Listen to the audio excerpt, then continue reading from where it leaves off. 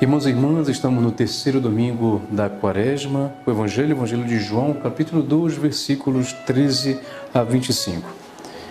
Estava próximo a Páscoa dos judeus e Jesus subiu a Jerusalém. No templo encontrou os vendedores de bois, ovelhas e pombas e os cambistas que estavam aí sentados. Fez então chicote de cordas e expulsou todos do templo, junto com as ovelhas e os bois. Espalhou as moedas e derrubou as mesas dos cambistas, e disse aos que vendiam pombas: tirai isso daqui, não façais da casa de meu pai uma casa de comércio. Seus discípulos lembraram-se mais tarde que a Escritura diz: o zelo por tua casa me consumirá. Então os judeus perguntaram a Jesus: que sinal nos mostras para agir assim?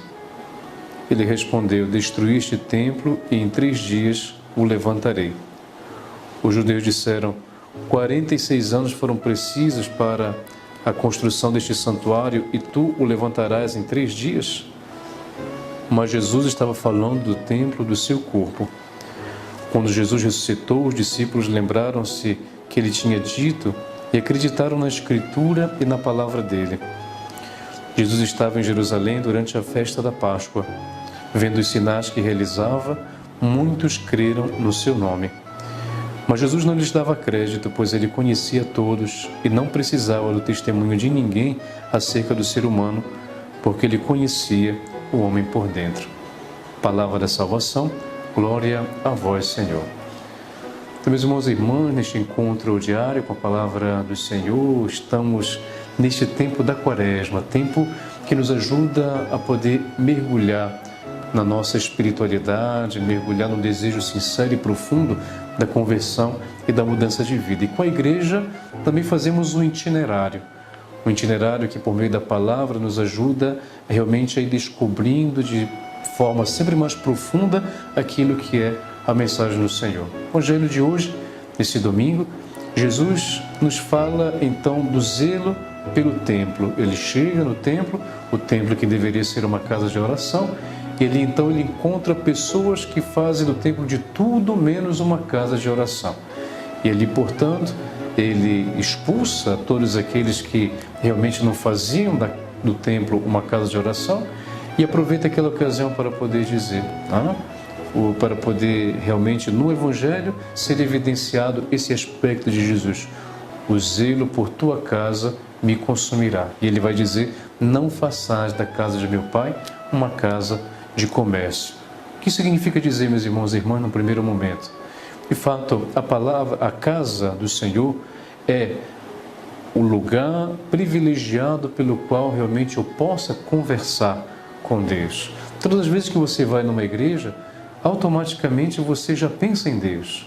Tudo que você vê ali, naquele espaço da igreja, já lhe leva a ter Deus. Até mesmo nós temos essa responsabilidade de fazer com que as nossas paróquias, as nossas igrejas e comunidades sejam também locais de encontro com Deus e favorecer a oração no silêncio, favorecer para que aquele espaço seja usado somente para a oração e assim por diante.